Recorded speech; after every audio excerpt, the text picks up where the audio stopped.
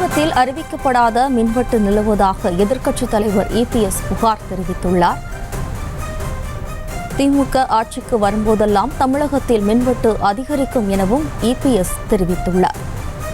தமிழகத்தில் அறிவிக்கப்படாத மின்வெட்டு நிலவுவதாக எதிர்க்கட்சித் தலைவர் எடப்பாடி பழனிசாமி தெரிவித்துள்ளார். திமுக ஆட்சிக்கு வரும்போதெல்லாம் தமிழகத்தில் மின்வெட்டு நிலவுவதாக EPS புகார் தெரிவித்துள்ளார். கூடுதல் விவரங்களோடு நமது செய்தியாளர் ராஜேஷ் இணைகிறார். வணக்கம் ராஜேஷ், மேலும் விவரம். வணக்கம். எதிர்க்கட்சித் தலைவர் எடப்பாடி பழனிசாமி அவர்கள் அறிக்கை கொடுத்திருக்கின்றார்.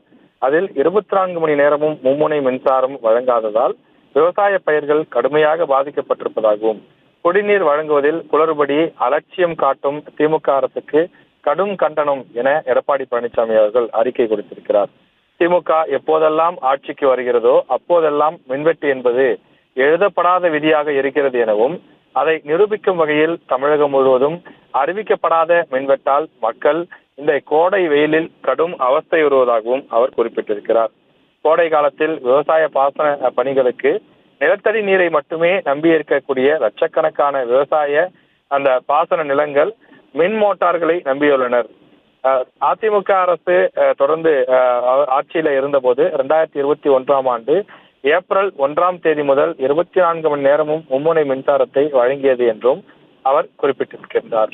டெல்டா மாவட்டங்களில் குறுவை சாகுபடிக்கு மும்முனை மின்சாரம் தொடர்ந்து ஆரம்பம் முதலே வழங்கப்பட்டு வந்ததாகவும் அவர் குறிப்பிட்டிருக்கிறார்.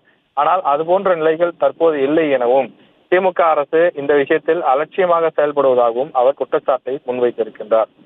குறிப்பாக ஊராட்சி, பேரூராட்சி, நகராட்சி, மாநகராட்சி பகுதிகளில் வசிக்கக்கூடிய மக்கள் குடிநீர் தேவையை பூர்த்தி செய்ய உள்ளாட்சி அமைப்புகள், தமிழ்நாடு குடிநீர் வாரியம் மின்சார மோட்டார்களை 20 மணி நேரம் இயக்கி குடிநீரை மேல் நீர்த்தேக்க தொட்டிகளில் சேகரித்து குடிநீர் விநியோகம் செய்யப்பட்டது எனவும், இதனால் அதிமுக ஆட்சி காலத்தில் இதுபோன்ற பிரச்சனைகள் இல்லை எனவும் எடப்பாடி பழனிசாமி சுட்டிக்காட்டியிருக்கின்றார்.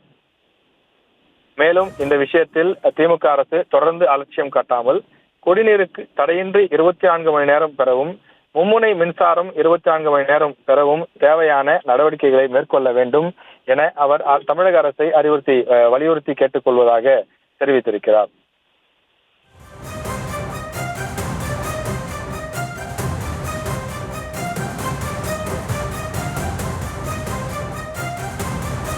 விவரங்களுக்கு நன்றி ராஜேஷ். செய்திகளை உடனுக்குடனும் துல்லியமாகவும் தெரிந்து கொள்ள சப்ஸ்கிரைப் பண்ணுங்க.